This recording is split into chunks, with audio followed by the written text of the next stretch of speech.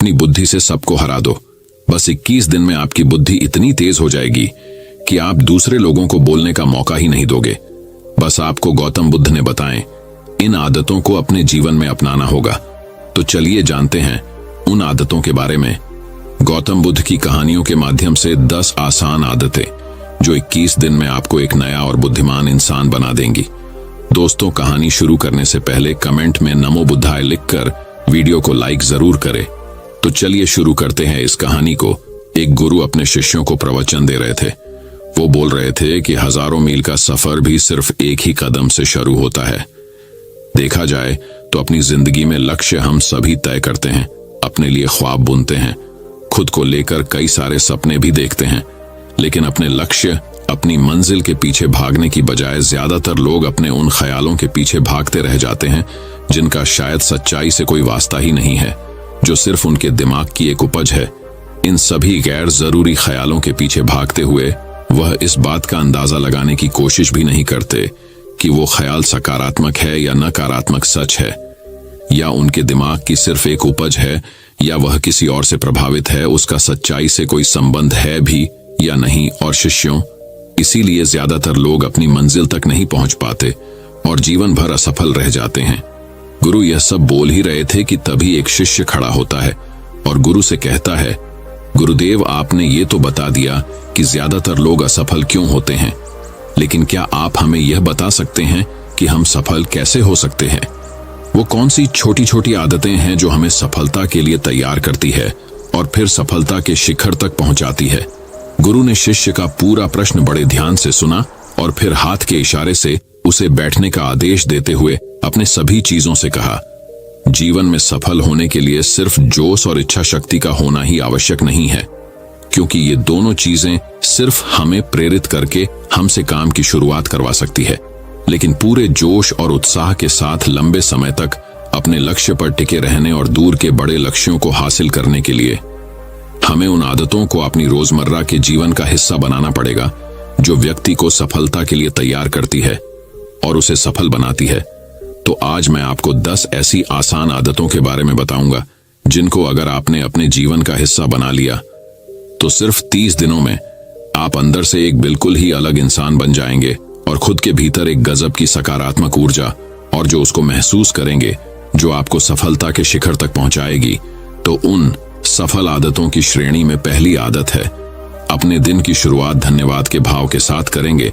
सुबह जैसे ही आपकी आंख खुले तो कुछ भी सोचने से पहले, कुछ भी करने से पहले, बिस्तर से उठने से पहले अपने दोनों हाथों को जोड़कर आसमान की तरफ देखते हुए, जिसकी शक्ति पर आप विश्वास करते हैं, उसका आह्वान करते हुए उन 3-4 चीजों को याद कीजिए जिसके लिए आप ईश्वर की उन 3-4 लोगों, चीजों या घटनाओं के लिए ईश्वर का आभार व्यक्त कीजिए, जिनकी वजह से आपके जीवन में बेहतरी आई है, आप ज्यादा खुशहाल और समृद्ध हुए हैं। ज्यादातर मौकों पर हमारे जीवन में, हमारे घरों में, हमारे परिवारों में, हमारे आसपास के माहौल में एक ही वो इंसान होता है जो हमारे सबसे ज्यादा दुख हो और परेशानियों का कारण होता है, लेकिन हमारे आसपास 99% लोग अच्छे होते हैं। हमारे जिंदगी में 99% चीजें बहुत अच्छी है, लेकिन अगर हम बुरे इंसान पर, बुरी घटनाओं पे, बुरी परिस्थितियों पे, बुरे परिणामों पर ध्यान देंगे तो फिर पूरा दिन हमें उस तरह की चीजें और मिलेंगी। लेकिन अगर हम शुक्रगुजार हैं अपने जीवन की 99% अच्छी चीजों के लिए, तो फिर हमारे पास और अच्छा चलकर जरूर आएगा। ये जो आभार व्यक्त करने की आदत है, ये हमारी मानसिकता को सुबह सुबह ही बदल कर रख देती है और सकारात्मक तरीके से अपने दिन की शुरुआत करने में मदद करती है। इस अभ्यास को करने में बहुत थोड़ा सा ही समय लगता है, लेकिन यह आपके पूरे दिन के काम करने के तरीके, आपकी मानसिकता और आपके विचारों को पूरी तरह से बदल कर रख सकती है। सफल आदतों की श्रेणी में दूसरी आदत है, आपको हर दिन व्यायाम जरूर करना चाहिए। आप चाहे दौड़ लगाए, कसरत करें, योगासन करें या फिर प्राणायाम, लेकिन आपको हर सुबह कोई ना कोई ऐसी क्रिया जरूर करनी है जिसमें आपके शरीर को मेहनत करनी पड़े, उसे पसीना बहाना पड़े। यह इंसानी शरीर बना ही मेहनत करने के लिए है। इसे हर समय आराम देने से यह निष्क्रिय, कमजोर और रोगग्रस्त हो जाता है। व्यायाम करना न सिर्फ आपके शरीर को फायदा पहुंचाता है, बल्कि ये आपके दिमाग और आपके मानसिक क्षमताओं को बढ़ाने में भी कमाल करता है। रोज व्यायाम करने से आपका शरीर और मन मजबूत होता है। आपके अंदर एक अलग ही आत्मविश्वास और तेज का जन्म होता है जो आपकी सफलता की राह में आपके सहायक बनते हैं। सफल आदतों की श्रेणी में तीसरी आदत है, लक्ष्य निर्धारित करो और अपने दिन को योजना के अनुसार चलाओ। रात में सोने से पहले ही अगले दिन के 3 सबसे महत्वपूर्ण कामों को निश्चित कर लो और उन्हें लिख लो। फिर उसी के अनुसार अपने पूरे दिन की योजना बनाओ और उस पर अमल करो। अगर कोई व्यक्ति योजना बनाकर अपने दिन की शुरुआत नहीं करता और कोई सभी काम कभी भी करता है, तो ऐसा व्यक्ति कभी भी अपने पूरे दिन का सदुपयोग नहीं कर सकता। हालांकि ज्यादातर लोगों को पता होता है तो उनके लिए कौन सा काम महत्वपूर्ण है और कल उन्हें कौन सा काम करना चाहिए, लेकिन फिर भी वो लोग उस काम को पूरा नहीं कर पाते और उसे टालते रहते हैं। और जो व्यक्ति अपने काम को समय पर पूरा न करके उसे लगातार टालता रहता है, ऐसा व्यक्ति कभी भी बड़ी सफलता हासिल नहीं कर सकता। ज्यादातर लोगों का अपने काम को समय पर पूरा ना करना और उसे लगातार कल पर टालते रहने का सबसे बड़ा कारण है उनके अंदर आत्म अनुशासन का ना होना। क्योंकि जो व्यक्ति आत्मा अनुशासित हैं, वो अपना हर काम समय पर पूरा करता है। सफल आदतों की श्रेणी में चौथी आदत है, आपको हर दिन कुछ ना कुछ नया सीखना चाहिए या फिर कुछ ना कुछ नया पढ़ना चाहिए। अगर आप अपना दिन का समय अपने लिए कुछ नया सीखने, पढ़ने या विकास के कामों में नहीं लगा रहे हैं, तो फिर आप चाहे कितनी ऊंचाइयों पर हो, कितने ही समझदार और बुद्धिमान हो, आप जिंदगी में हारने ही वाले हैं। आप नीचे गिरने ही वाले हैं। किसी बुद्धिमान व्यक्ति ने कहा है कि सीखना कभी बंद नहीं होना चाहिए, क्योंकि लगातार अभ्यास से ही व्यक्ति महान ऊंचाइयों को हासिल कर सकता है। सीखने का कोई भी तरीका हो सकता है, जैसे अच्छी किताबें पढ़ना, अपने क्षेत्र के सबसे सफल लोगों की बातें सुनना, रोज अपने काम का अभ्यास करना इत्यादि। अगर आपको दुनिया के 1% सफल लोगों में शामिल होना है, तो लगातार सीखते रहने की आदत को अपने जीवन का अभिन्न हिस्सा बनाना ही पड़ेगा। सफल आदतों की श्रेणी में 5वीं आदत है, कम खाओ और अच्छा खाओ। यहां अच्छा खाने से मतलब है संतुलित आहार, यानी ऐसा भोजन जो पोषक तत्वों से भरपूर हो और आपके शरीर को कोई नुकसान न पहुंचाए। देखा जाए तो भोजन हमारे शरीर के लिए औषधि है। भोजन शरीर के लिए सब कुछ है, क्योंकि शरीर को औषधि तो हम कभी कभार ही देते हैं, लेकिन इसे भोजन हर दिन देते हैं। तो हमारा शरीर कैसा होगा, ये हमारे भोजन की गुणवत्ता और उसकी मात्रा पर निर्भर करता है, क्योंकि शरीर को चलाने वाले सारे पोषक तत्व भोजन से ही मिलते हैं। इसीलिए कोई ऐसा भोजन मत करो जिसमें कोई पोषक तत्व ही ना हो और जिसे पचाना हमारे शरीर के लिए बोझ बन जाए। ज्यादा तला भुना और बासी भोजन मत खाओ। 3 सफेद झरों से जितना हो सके उतनी दूरी बना लो। पहला सफेद जहर है चीनी, दूसरा सफेद जहर है नमक और तीसरा सफेद जहर है मैदा। चीनी और मैदा से तो हमारे शरीर को कोई भी पोषक तत्व नहीं मिलता और इन्हें पचाना भी शरीर के लिए बहुत मुश्किल होता है। इसलिए इनका सेवन कम से कम करो। भोजन मन भरने के लिए नहीं, पेट भरने के लिए करो। जब भूख लगी तभी भोजन करो और हमेशा अपनी भूख से थोड़ा सा कम खाओ। रात में जितना जल्दी हो सके उतना जल्दी भोजन करने का प्रयास करो। अपने आहार में जीवित भोजन जैसे फल, हरी सब्जियां, साबुत अनाज, सूखे मेवे भी इत्यादि का सेवन जरूर करो। सुबह उठते ही खाली पेट पानी पियो। भोजन करने से पहले पानी पियो, लेकिन भोजन करने के तुरंत बाद पानी कभी मत पियो। भोजन हमेशा शांतचित्त और प्रसन्न मन के साथ करो और भोजन ग्रहण करते समय उसका पूरा आनंद लो। हम जैसा अपने शरीर को भोजन देते हैं, यह उसी के अनुसार काम करने लगता है। इसीलिए अपने भोजन और उसकी गुणवत्ता का ध्यान रखो। सफल आदतों की श्रेणी में 6ठी आदत है, उनके साथ हर दिन थोड़ा सा समय बिताओ जो आपसे सच्चा प्रेम करते हैं, आपकी परवाह करते हैं, जैसे आपके माता पिता, भाई बहन या फिर आपके सच्चे मित्र। ये एक आदत आपके परिवार में खुशी और शांति लाती है। परिवारजनों के बीच प्रेम और एकता बढ़ती है, जिससे आप ज्यादा खुश और शांत रहने लगते हैं। पारिवारिक तनाव कम होने की वजह से अपने जरूरी कामों पर ज्यादा ध्यान दे पाते हैं और ज्यादा अच्छे परिणाम हासिल कर पाते हैं। सफल आदतों की श्रेणी में 7वीं आदत है, हर दिन थोड़ा सा समय खुद के लिए भी निकाले और इस थोड़े से समय में आपके साथ कोई और नहीं होना चाहिए। यह आपका अपना समय है जिसमें आप अकेले एकांत में रहेंगे, खुद के बारे में चिंतन करेंगे, खुद की अच्छाइयों और बुराइयों के बारे में विचार करेंगे, अपने भविष्य के बारे में सोचेंगे, अपने काम के बारे में सोचेंगे अपने भीतर उतरने का प्रयास करेंगे।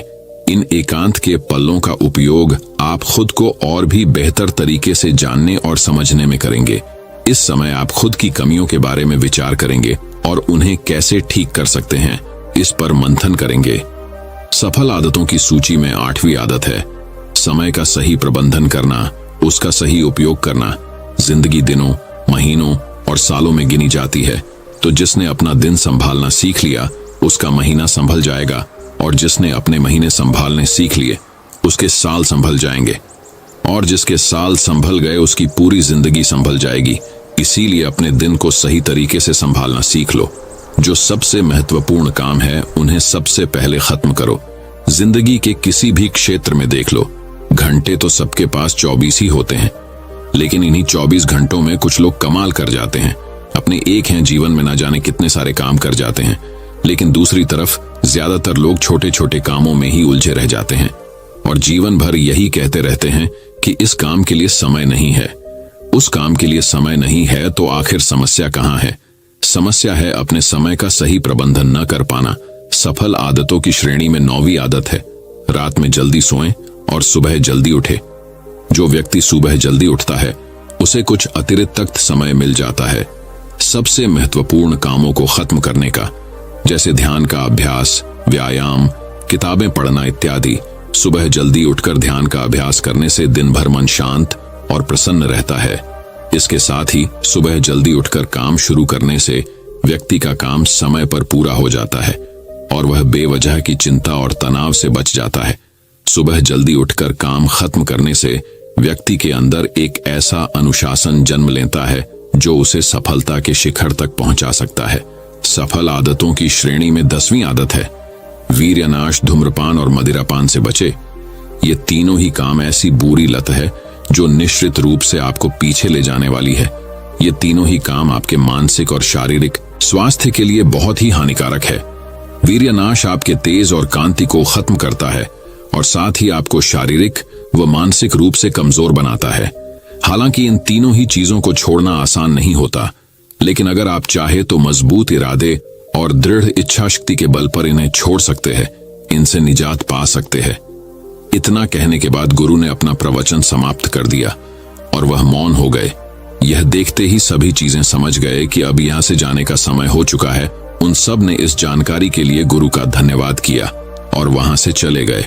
तो दोस्तों, उम्मीद करता हूं आपको इस कहानी से एक अच्छी सीख मिली होगी। ये कहानी आपको कैसी लगी हमें कमेंट बॉक्स में कमेंट करके जरूर बताएं। अब चलिए दोस्तों, जानते हैं कि अपने बुद्धि को सबसे तेज और धारदार कैसे बनाएं। तो चलिए हमारे दूसरे कहानी की शुरुआत करते हैं। दूसरी कहानी बुद्धिमानी से जुड़ी गौतम बुद्ध की कहानी। एक गांव में एक लड़का था जिसका दिमाग बहुत तेज था। उसकी यह खासियत थी कि वह किसी भी चीज को बहुत ही आसानी और कम समय में सीख लेता था, जबकि उसी चीज को सीखने और समझने के लिए अन्य लोगों को काफी समय लग जाता था। लड़के की यह ख्याति दूर दूर तक फैल गई। सभी लड़के की तारीफ में कहने लगे कि उसके जितना बुद्धिमान कोई नहीं है। लड़का चित्रकारी, मूर्ति बनाना, गीत गाना जैसे अन्य कई चीजों को जानता था। अपनी प्रसिद्धि को बढ़ाने के लिए वह अन्य काम और चीजों को भी सीखने लगा। इस तरह से उसे अपनी बुद्धिमत्ता पर अहंकार हो गया, क्योंकि वह साधारण व्यक्ति होकर कई असाधारण काम भी आसानी से करने लगा था। एक दिन लड़के का सामना भगवान गौतम बुद्ध से हुआ। लड़के को खुद पर खूब अहंकार था और इस कारण उसे किसी से ईर्ष्या नहीं होती थी, क्योंकि वह खुद को ही श्रेष्ठ समझता था। लेकिन पहली बार उसे गौतम बुद्ध को देख ईर्ष्या हुई और वह अपनी तुलना बुद्ध के साथ करने लगता है। वह देखता है कि बुद्ध के पास भिक्षा मांगने के लिए एक कटोरा है और उसके पास अपार धन। बुद्ध ने साधारण वस्त्र धारण किए थे और उसके वस्त्र कीमती थे। बुद्ध नंगे पैर थे और वह नंगे पांव जमीन पर पैर भी नहीं रखता था।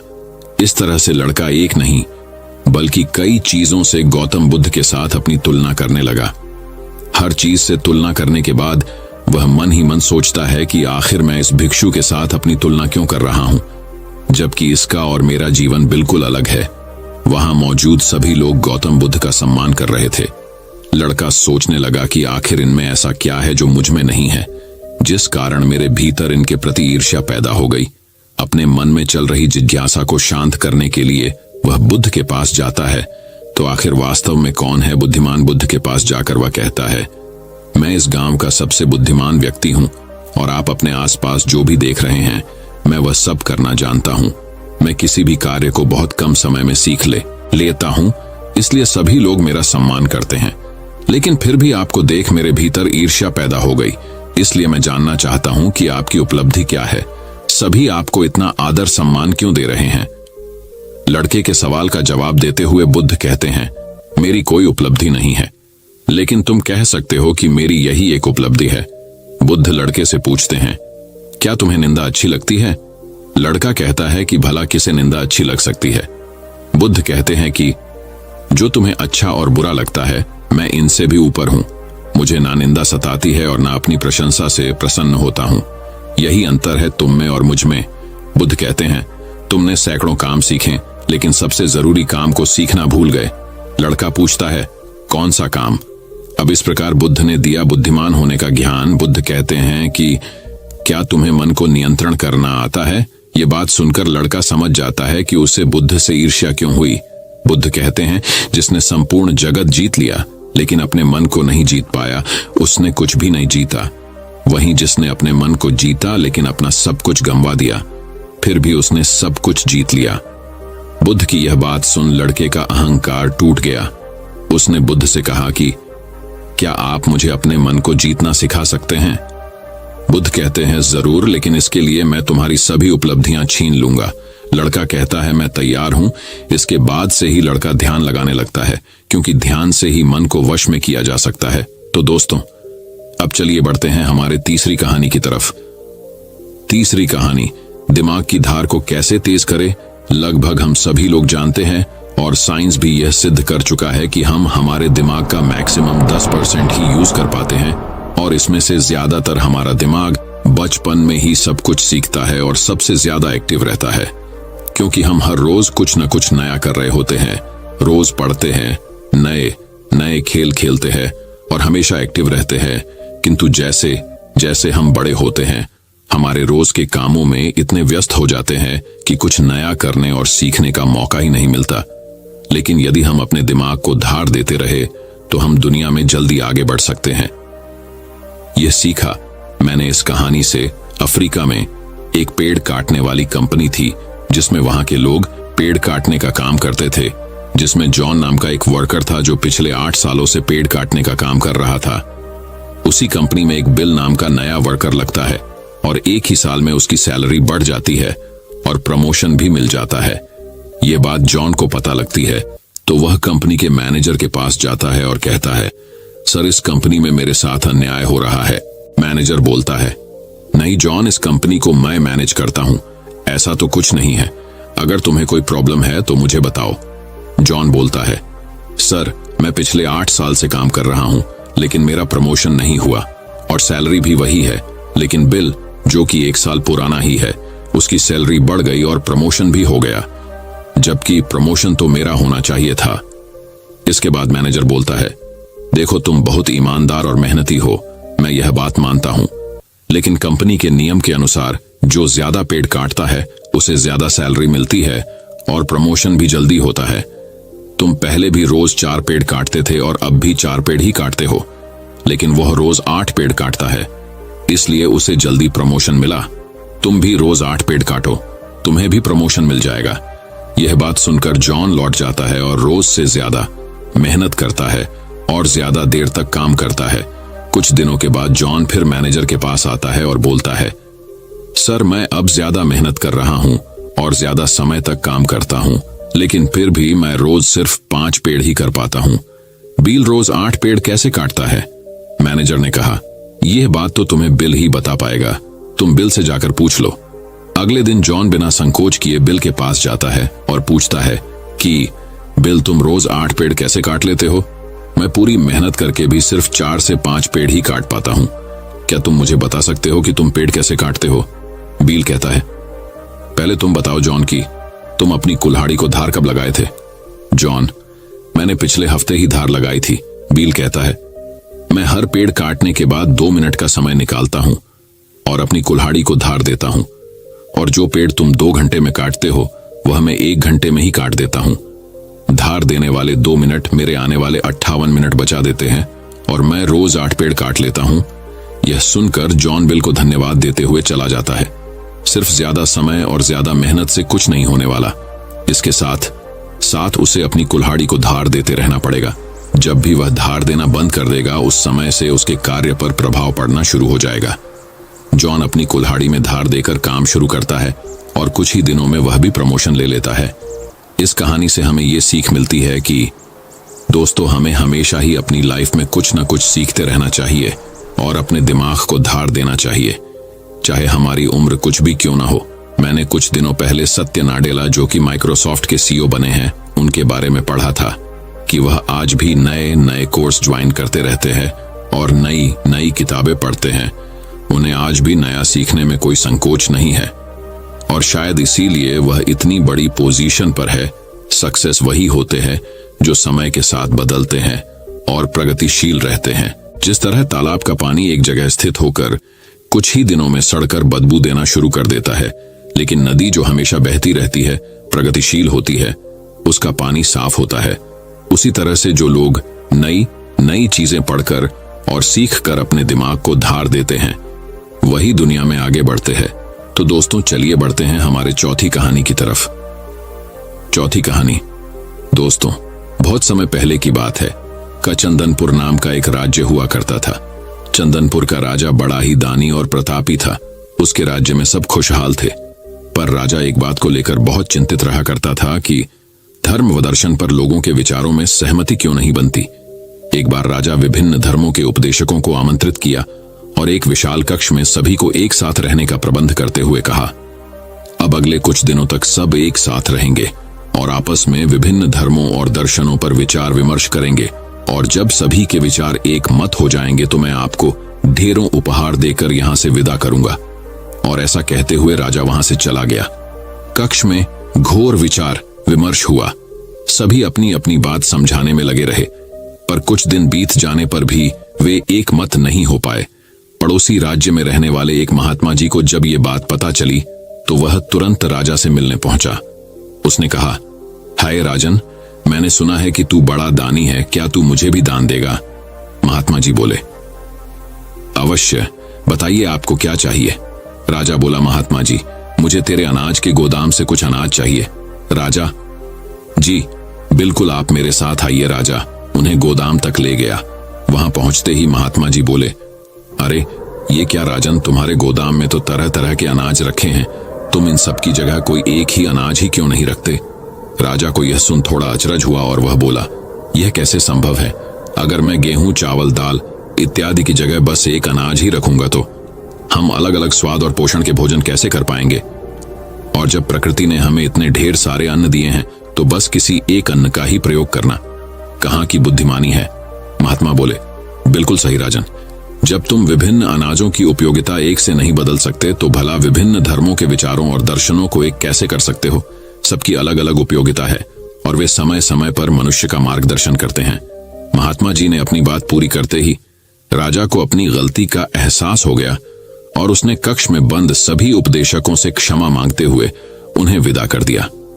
दोस्तों, यदि पूरी मानव जाति बिल्कुल एक जैसा ही सोचती तो हम कभी इतनी प्रगति नहीं कर पाते। हमारे विचार ही हमें दूसरों से अलग बनाते हैं। अगर कभी आपका विचार औरों से मेल ना खाए तो इसमें घबराने की जरूरत नहीं, बल्कि यह देखने की जरूरत है कि पूरी पिक्चर में आपका विचार कहां फिट हो सकता है। और दूसरी तरफ यदि किसी और का विचार अब से मेल ना खाए तो उस पर नाराज होने की बजाय ये समझने का प्रयास करना चाहिए कि उसकी सोच का कहां और कैसे यूज किया जा सकता है। तो अब दोस्तों, चलिए बढ़ते हैं हमारे 5वें कहानी की तरफ। 5वीं कहानी, एक बार की बात है, एक व्यापारी व्यापार करने के लिए विदेश गया हुआ था। वहां उसका कारोबार बहुत अच्छा चल रहा था। वह धन कमाने में इतना व्यस्त हो गया था कि उसे समय का भान ही न रहा। आखिर उसने एक दिन अपने घर लौटने का फैसला कर ही डाला और कमाया हुआ बहुत सारा धन लेकर घर के लिए चल पड़ा। जब घर पहुंचा तो रात हो चुकी थी। घर का मुख्य द्वार बंद था, लेकिन एक शयनकक्ष की खिड़की से रोशनी बाहर आ रही थी। उसने खिड़की में से अंदर झांक कर देखा। उसने जो देखा सहसा उसे विश्वास ही नहीं हुआ। उसे अपने पैरों के नीचे से जमीन खिसकती हुई प्रतीत होने लगी। उसने देखा कि शयन कक्ष में उसकी पत्नी के पास एक युवक भी लेटा हुआ है। ऐसी स्थिति में उसका अपनी पत्नी के चरित्र पर संदेह होना अस्वाभाविक नहीं था। व्यापारी ने विचार किया कि ऐसे घर में रहने का क्या औचित्य हो सकता है जहां ऐसी स्त्री हो। उसने फौरन निर्णय लिया कि पत्नी और उसके पास लेटे युवक को मारकर चुपचाप वापस निकल जाऊंगा और अलग घर बसाने का प्रयास करूंगा। तभी उसकी नजर शयन कक्ष की दीवार पड़ी जहां एक श्लोक लिखा था। उसने उस श्लोक को पढ़ा। श्लोक में लिखा था, सहसा विदधीत न क्रियाम विवेक परमापदाम पदम वृणुते ही विमृश्य कारणम गुणलुब्ध स्वयमेव संपद। अर्थात किसी कार्य को बिना विचारे एकाएक नहीं करना चाहिए, क्योंकि सोच विचार न करना बड़ी विपत्तियों का कारण है। जितनी भी प्रकार की संपत्तियां हैं, सोच समझकर कार्य करने वाले व्यक्तियों के गुणों से आकर्षित होकर स्वयं ही उसके पास आ जाती हैं, उसे समृद्ध कर देती हैं। यह पढ़ते ही व्यापारी ने अपना निर्णय बदल दिया और घर का दरवाजा खटखटाया। पत्नी ने दरवाजा खोलने से पहले काफी पूछताछ की और जब वह पूरी तरह से आश्वस्त हो गई कि दरवाजा खटखटाने वाला उसका पति ही है, तो उसने शीघ्रता से दरवाजा खोल दिया। पति को देखकर पत्नी की प्रसन्नता की सीमा न रही। उसने फौरन युवक को भी जगाया और पति से कहा कि ये आपका पुत्र है, जो अब पूरे 20 वर्ष का हो गया है। 18 वर्ष पहले जब आप विदेश गए थे तो ये 2 साल का था। भावातिरेक में पिता की आंखों से आंसू बहने लगे। उसने पुत्र को हृदय से लगाकर प्यार किया। अब व्यापारी का संदेह खत्म हो चुका। दोस्तों में एक श्लोक के सार्थक संदेश ने न केवल उसे पुत्र हत्या होने के पाप से बचा लिया, अपितु उसकी गृहस्थी भी उजड़ने से बच गई। विमर्शकारिता अर्थात सोच समझकर कार्य करना व क्षिप्रकारिता अर्थात जल्दबाजी न करना महान गुण है। जीवन में भ्रांतियां अथवा समस्याएं उत्पन्न होना स्वाभाविक है। जब अचानक कोई भ्रांति उत्पन्न हो जाए अथवा समस्या आ खड़ी होती है तो हम घबरा जाते हैं और फौरन प्रतिक्रिया करते हैं। इससे कई बार समस्या सुधरने की बजाय और बिगड़ जाती है। अतः हमें कभी भी बिना पर्याप्त विमर्श किए कोई कार्य नहीं करना चाहिए। कहा गया है कि जल्दी का काम शैतान का होता है। जिस प्रकार से रोग का उपचार करने के लिए उसका सही निदान अनिवार्य है, उसी तरह से कोई समस्या हो अथवा भ्रांति को दूर करने के लिए भी पर्याप्त विचार विमर्श करना अत्यंत आवश्यक है। दोस्तों, मैं उम्मीद करता हूं कि यह कहानी सुनने से आपके जीवन में अच्छे बदलाव आए होंगे। आपको इस वीडियो से क्या सीखने मिला, ये कमेंट करके जरूर बताएं और अपने परिवार, दोस्तों या आपके करीबी इंसान के साथ ये कहानी शेयर करके उन्हें भी इस ज्ञान से परिचित करवाएं। बाकी अगर आपको यह वीडियो दिल से अच्छी लगी हो तभी इस वीडियो को लाइक कर देना, और आपने अब तक इस चैनल को सब्सक्राइब न किया हो तो चैनल को सब्सक्राइब भी जरूर कर देना। आपका हर दिन शुभ हो और खुशियों से आपका जीवन भरा रहे। धन्यवाद। नमो बुद्धाय।